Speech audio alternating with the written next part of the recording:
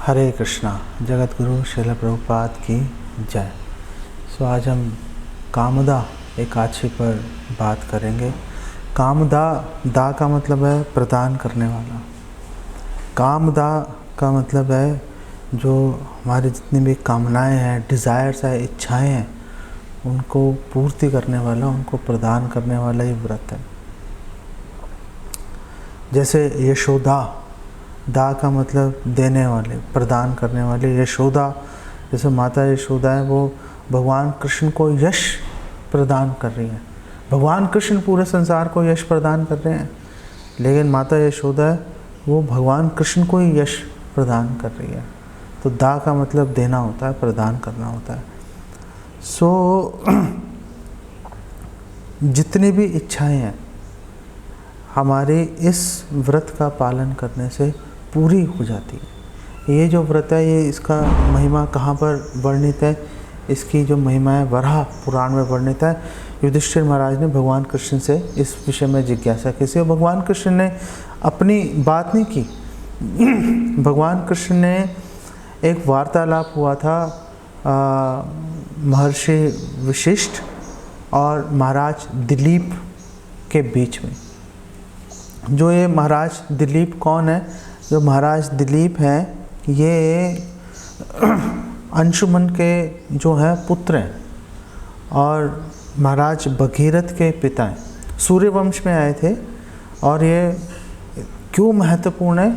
इसलिए महत्वपूर्ण है क्योंकि भगवान राम के पूर्वज हैं। भगवान राम ने इन्हीं के वंश में जो है भगवान अवतरित हुए थे और पूरे संसार का कल्याण किया था भगवान ने। भगवान कृष्ण ने बताया कि महाराज दिलीप ने पूछा था वशिष्ठ ऋषि से कि आप प्लीज़ मुझे बताइए इस एकादशी के बारे में। तो उन्होंने इस एकादशी का इतिहास उन्होंने बताया। उन्होंने कहा कि एक राजा था रत्नपुर।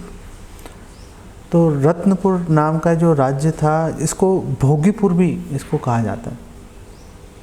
और वहाँ पे एक राजा रहता था पुंडरीक, गंधर्वों का राजा था वो।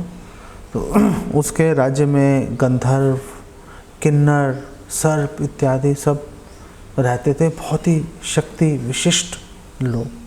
और गंधर्व आपको पता है नृत्य गायन इत्यादि में एक्सपर्ट होते हैं। तो उसी के राज्य में एक गंधर्व था ललित। वो अपनी पत्नी ललिता के साथ में रहता था। दोनों में इतना गाढ़ा प्रेम था आपस में, एक दूसरे के बिना एक क्षण भी रह नहीं पाते थे। तो एक बार राज दरबार लगा हुआ था पुंडरीक का, और जो ललित है गंधर्व वहाँ पे अकेला परफॉर्म कर रहा था। उसकी पत्नी उस समय वहाँ पर उपस्थित नहीं थी। तो जब वो नृत्य और गायन कर रहा था वो, और सब लोग भी कर रहे थे, बेसिकली उसके बीच में वो भी कर रहा था, तो उसका जो मन है अपनी पत्नी के बारे में सोचने में लगा हुआ था।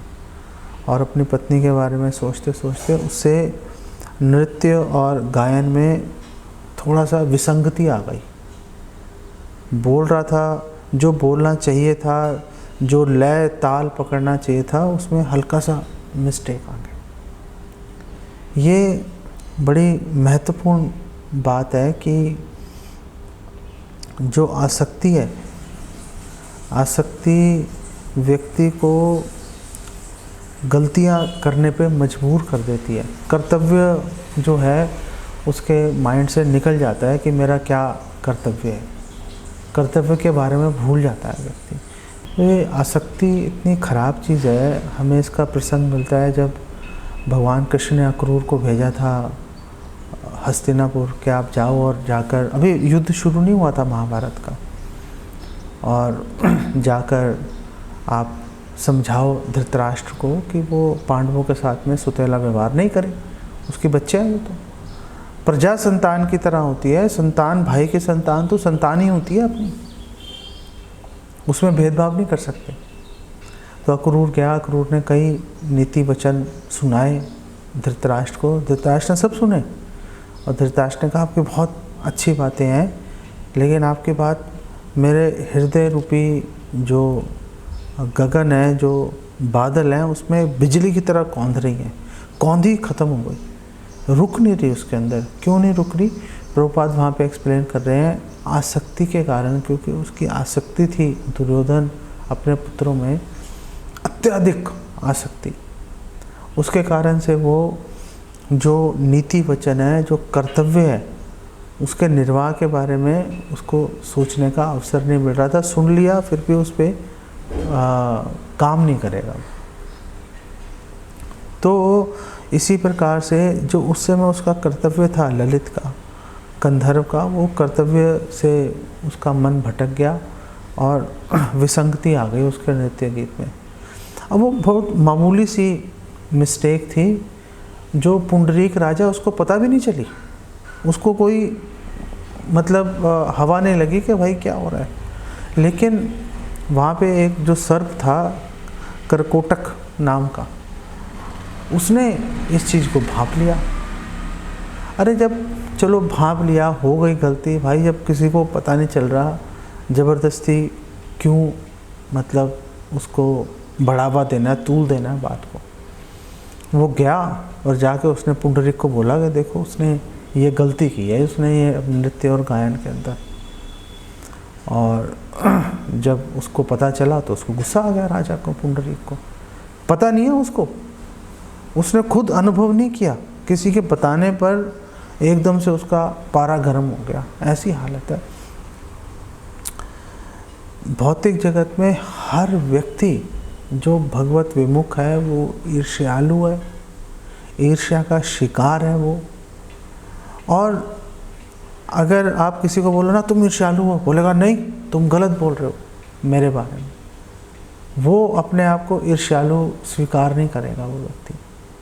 क्यों? क्योंकि ईर्ष्या करना इतना स्वाभाविक हो गया है हमारे लिए, इतना नेचुरल है कि हम सोचते नहीं उसके बारे में कि वो चलो इससे कुछ असर हो रहा है। हम बोलते हैं कि नहीं ऐसे ही काम होता है। ईर्ष्या करना तो बेसिकली स्वभाव के अंदर ही हमारे शामिल हो गया।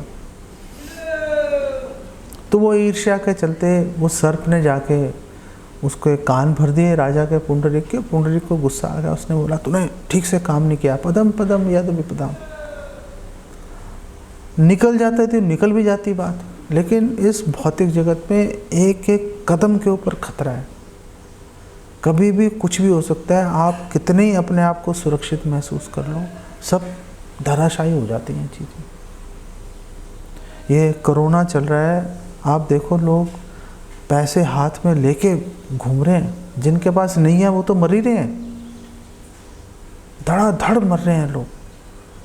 जिनके पास पैसे हैं, सुविधाएं हैं, वो धन संपत्ति के बावजूद उनको मेडिकल फैसिलिटीज़ उनको मिल नहीं रही, उनकी भी मृत्यु होती जा रही है। इतनी बुरी हाल है। लोग मतलब अच्छी भली सब चीज़ चल रही है, अचानक एक सेकंड में पूरी परिस्थिति पलट जाती है, बदल जाती है, पूरा घर ख़त्म हो जाता है। पदम पदम यद विपदाम, हर कदम पर खतरा है। अगर एक कोरोना काल के अंदर भी अगर लोगों को समझ नहीं आया, प्रॉब्लम क्या है? प्रॉब्लम यह है कि जब विपत्ति आती है, क्योंकि आध्यात्मिक मार्गदर्शन तो है नहीं किसी के पास में, आध्यात्मिक मार्गदर्शन नहीं होने के कारण क्या होता है कि जब विपत्ति भी आती है तो भी व्यक्ति भगवान की शरण की ओर नहीं जाता। विपत्ति आने पर और अधिक भौतिकता की शरण लेने की, क्योंकि उसको पता ही भौतिकता के बारे में, भौतिक साधनों के बारे में ही उसको जानकारी है, और किसी के बारे में पता ही नहीं उसको, क्या करेगा बेचारा। और अधिक अपने परिवार पर, अपने साधनों पर और अधिक आश्रित हो जाता है। भगवान के बारे में सोचने की बात तो बहुत ही दूर की रह जाती है, बल्कि भगवान से पहले भी मुख है और घृणा करनी शुरू कर देगा। मैंने किसी का क्या बिगाड़ा है, आखिर मेरे साथ ऐसा क्यों हो रहा है। अभी पीछे एक भक्त ने मुझसे प्रश्न किया, किसी ने उनसे प्रश्न किया, उसने मेरे से पूछा कि लोग कह रहे हैं कि ये जो कोरोना हो रहा है कि डॉक्टर तक मर रहे हैं, डॉक्टर इलाज करके तैयार नहीं है, क्योंकि उसको खुद अपनी जान का खतरा है। तो क्या ये सब भगवान करवा रहे हैं? क्या ये सब लोगों के पापों का परिणाम है? ऑफ कोर्स सबके पापों का परिणाम है। भगवान अलग लोग जिनके पाप हैं उनको एक जगह पर लाकर एक ही घटना के द्वारा सबके पापों का फल भगवान सामने लाकर खड़ा कर देते हैं। भगवान अचिंत्य शक्ति से काम करते हैं। और ये जो पावर है, ये तो भगवान खुद एक्सरसाइज नहीं कर रहे, ये तो भगवान ने यमराज जी को ये विशेष सुविधा प्रदान की हुई है कि आप देखो क्या कर रहे हैं। गरुड़ पुराण में बताया गया कि संयमपुरी जो है, यमपुरी जिसे हम जानते हैं, यमलोक, वहाँ पर जितनी बीमारियाँ हैं सब मूर्तिमान रूप में स्थित हैं। सब लोगों के कर्मों के अनुसार यमराज जी बोलते जा भाई तो उसको पकड़ ले, जा उसको पकड़ ले। व्यक्ति रात को अच्छा भला सोता है, सुबह उठता बीमार हो जाता है वो। ये सब कर्मों का ही परिणाम है। अगर आपके साथ कोई भी प्रॉब्लम आ रही है, ये मान के चलना चाहिए कि वो जो प्रॉब्लम है, वो समस्या है, वो हमारे पापों की वजह से, हमारे कुकर्मों की वजह से, विकर्मों की वजह से, जो शास्त्रों से विरुद्ध हमने कार्य किए हैं, उसके परिणाम स्वरूप हमें वो जो है सजा, दंड के रूप में ये समस्याएं हमारे सामने आ रही हैं। इसमें कोई बड़ी रॉकेट साइंस नहीं है इसके अंदर। तो भगवान ऐसा क्यों कर रहे हैं? भगवान ऐसा इसलिए कर रहे हैं। भगवान ऐसा क्यों कर रहे हैं? भगवान क्यों ऐसा करेंगे भाई? काम आपके हैं, पाप आपने किया था, उसका परिणाम आप भुगत रहे हो। भगवान का उसमें क्या रोल है? भगवान तो एक न्यायाधीश की तरह, जज की तरह निर्विकार रूप से भगवान तो दंड का विधान कर रहे हैं। अगर आप निर्दोष हो, नहीं होगा आपको कुछ भी। अगर आपने पाप किया है तो आपको उसका फल आपको भुगतना पड़ेगा, सीधी सी बात है। उसमें भगवान को दोष लगाना वो बेसिकली कदापि उचित नहीं। तो खैर पुंडरीक राजा को गुस्सा आ गया, उसने बुला लिया इसको, इधर आ जा भाई, तूने ये क्या किया? तू अपनी पत्नी में इतना ही अधिक आसक्त हो गया तू, कि तू ठीक से तू अपना जो मेरा मनोरंजन करना है नाच गा के, वो भी तूने उचित नहीं समझा। और राक्षसों की तरह व्यवहार कर रहा है। जा नरभक्षी राक्षस बन जा, कैनिबल, नरभक्षी राक्षस बन गया और एकदम विकराल शरीर हो गया। इतना सुंदर मनमोहक उसका रूप था, एकदम जो विकराल शरीर हो गया उसका। और विकराल शरीर हो गया, राज्य में तो रह नहीं पाएगा, जंगल में जाना पड़ा। तो उसकी जो पत्नी है ललिता, वो भी उसके साथ ही गई, उसने उसका त्याग नहीं किया। ये स्त्रियों का धर्म है कि पति कैसी भी परिस्थिति में रहेगा, स्त्री अपने पति का त्याग नहीं कर सकती। आजकल माँ बाप भी संस्कार नहीं दे रहे। हर व्यक्ति का आंकलन उसकी सुविधा देने की क्षमता के अनुसार किया जाता है। उसकी आध्यात्मिक उन्नति के किसी से कोई ज़्यादा लेना देना है नहीं। हमें माता सीता के बारे में हमें जानकारी मिलती है रामायण में। भगवान राम को वनवास मिला, माता सीता अगर नहीं जाती, उन पे कोई दोष नहीं था। भगवान राम ने स्पष्ट आज्ञा दी थी कि तुम यहीं पे रहो, लेकिन माता सीता ने बोला नहीं, मुझे सुख आपके साथ ही है, राजमहल में मेरे को सुख नहीं है। माता सीता ने सारे सुखों का त्याग किया और भगवान राम के साथ चली। और भगवान राम के साथ जब वो वन में गई तो बड़ी महत्वपूर्ण बात है कि भगवान राम के आगे चलती थी। भगवान राम के आगे क्यों चलती थी? भगवान राम के आगे इसलिए चलती थी ताकि कोई भी कांटा आएगा उसको पहले साफ कर देंगे, ताकि भगवान राम को, उनके जो चरणों को कोई प्रॉब्लम नहीं होनी चाहिए। हमेशा भगवान राम के चरण कमलों पे फोकस कर रही थी, ध्यान लगा रही थी माता सीता। हमें और भी प्रसंग मिलता है कि एक ब्राह्मण था, कुष्ठ रोगी था वो, लेकिन फिर भी उसकी जो पत्नी है उसकी मनोभाव से सेवा कर रही थी। बहुत ही चिड़चिड़े स्वभाव का था वो, बेवजह अपनी पत्नी को डांटता रहता था, कामुक था। कुष्ठ रोगी है, कामुक है, चिड़चिड़ा है, फिर भी जो स्त्री है, उसकी पत्नी है, उसकी निरंतर सेवा में लगी रहती थी, हर चीज़ को सहती थी, सिर पे उठा के चलती थी टोकरी में उसको। मार्कंडेय ऋषि ने श्राप दे दिया था कि सूर्य उगते ही मर जाएगा। तो पहले तो उसने प्रार्थना की स्त्री ने कि चलो आप अपना श्राप वापस ले लीजिए। मार्कंडेय ऋषि ने बोला श्राप तो वापस नहीं हो सकता। तो उसने बोला कि अगर मैंने प्रतिबद्ध धर्म का पालन किया है तो सुबह सूरज ही नहीं उगेगा, और नहीं उगा सूर्य। ये प्रतिबद्ध धर्म की शक्ति है। ये अगर स्त्री जो है अपने पतिव्रत धर्म का पालन करती है, उसको ऑटोमेटिकली उसमें शक्ति आ जाती है। महाभारत में वर्णन मिलता है, एक तपस्वी था और वो तपस्वी क्या तपस्या कर रहा है जंगल में, और एक कौवे ने आकर जो काऊ काऊ की, उसकी तपस्या भंग हो गई। क्रोध से उसकी ओर देखा, जल के नीचे गिर गया, मर गया वो। अब उसकी तपस्या भंग हो गई थी। उसने कहा चलो जाके मधुकरी कर लेता हूँ। गया, नगर में मधुकरी कर रहा था, एक स्त्री के द्वार पे खड़ा हो गया। उसने बोला भिक्षान दे। तो स्त्री ने बोला हाँ मैं आ रही हूँ, एक मिनट रुकिए। और जैसे ही उसने बोला अंदर भिक्षा लेने गई, उतने में उसका पति आ गया। अब उसको भूल गई, वो अपने पति की सेवा में लग गई। वो वहाँ पे खड़ा रहा आधा घंटा, परेशान हो गया, बड़ा गुस्सा आया उसको। तो पति की सेवा करने के बाद वो स्त्री ने भिक्षा लेके बाहर आई तो गुस्से से भिन-भिना रहा था तपस्वी। तो उस स्त्री ने बोला कि भाई मैं वो कौवा नहीं हूँ, या तो मुझे गुस्से से देखेगा मैं जल के भस्म हो जाऊंगी, ऐसा नहीं होता। उसने कहा तुम्हें कैसे पता चल गया कि मैं अभी एक कौवे को मार के आ रहा हूँ। तो पतिव्रत धर्म का पालन करने से शक्तियाँ आ जाती हैं। ये विश्वास होना चाहिए, पूरी श्रद्धा से सभी स्त्रियों को अपने पति की सेवा में संलग्न होना चाहिए आजकल। लेकिन अगर किसी को कह दो अपने पति की सेवा करो तो उनको लगता है कि वुमेन फ्रीडम के सबसे बड़ा दुश्मन यही है व्यक्ति, इसी को मारो सबसे पहले, इसी के घर के बाहर धरने दो। उससे कुछ नहीं होगा, उससे कुछ नहीं होगा। सुख चाहिए, अगर भगवत धाम जाने की इच्छा है तो शास्त्रों के अनुसार धर्म का आचरण करना ही पड़ेगा, इसमें संशय नहीं है। तो जो ललिता है गंधर्व स्त्री, वो भी अपने पति के साथ जंगल गई। अब जगह जगह बेसिकली भटक रहे थे और सोच रहे थे क्या करें क्या नहीं करें। बड़ी दुखी थी अपने पति की ऐसी दशा देखकर।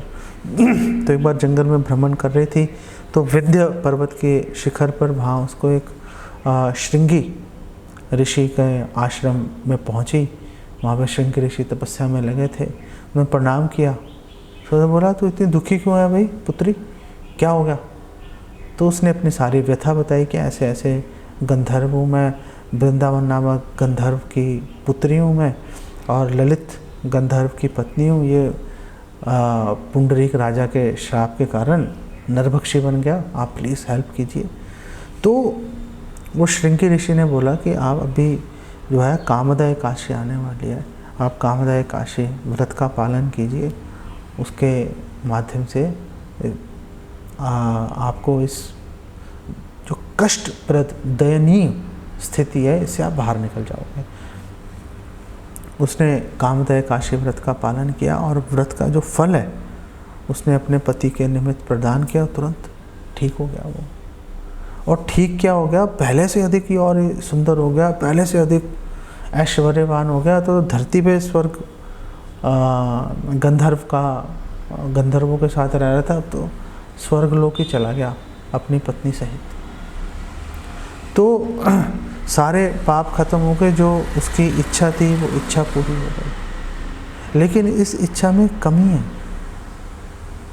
अपने पति की उसने रक्षा की, बहुत अच्छा है, लेकिन कमी है भगवान की भक्ति उसके अंदर जो है शुद्ध भक्ति के निमित्त बेसिकली नहीं थी ये बात। अगर शुद्ध भक्ति के निमित्त नहीं थी, भौतिक इच्छाओं से पूरित होने के बावजूद जब ये फल मिला, अगर शुद्ध भक्ति के चलते केवल भगवान को संतुष्ट करने के लिए अगर इस व्रत का पालन किया जाएगा और भगवान से प्रार्थना की जाएगी, हे भगवान आप प्लीज़ हमें ऐसी शक्ति प्रदान कीजिए कि हम निर्बाध निर्विघ्न हम सदैव आपकी सेवा में नियोजित हो जाए।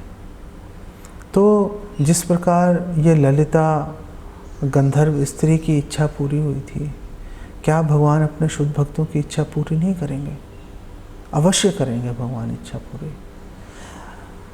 चाहे आपके मन में ये भावना अभी स्वाभाविक रूप से नहीं आ रही है, फिर भी आप चाहे किताबी तौर पे ही आप सिर्फ पढ़ के या ये बात सुन के आप अगर बोल देंगे तो भी भगवान इस बात को स्वीकार कर लेंगे। भगवान को पता है हम लोग कमज़ोर हैं, भगवान को पता है हम लोग हमारे हृदय दौर्बल्य के शिकार हैं, हार्ट प्रॉब्लम है, भगवान को सब पता है। अगर हम भगवान से अपनी असहाय स्थिति का वास्ता देकर अगर हम भगवान से प्रार्थना करेंगे कि जो भी हैं हम, जैसे भी हैं, आप प्लीज़, आप तो सर्वशक्तिमान हो, आप अच्युत हो, आपकी इच्छा 1 सेकंड में पूरी हो जाती है, आप प्लीज़ हमें अपने हृदय में ये इच्छा लेके आइए कि इस व्यक्ति को मुझे अपनी सेवा में नियोजित करना है। आप अपने हृदय में इच्छा ले आएंगे, कौन रोक लेगा उसको? इस विचार से अगर हम भगवान की सेवा में नियोजित होंगे, इस व्रत का अगर हम अच्छे से पालन करेंगे, तो अवश्य ही भगवान हमें और अधिक सेवा में नियोजित करने के अधिक से अधिक अवसर भगवान प्रदान करेंगे, इसमें कोई संशय नहीं है। इसको यहीं पे विराम देते हैं। कामदा एकादशी महामहोत्सव तिथि की जय। श्रील प्रभुपाद की जय। हरे कृष्णा।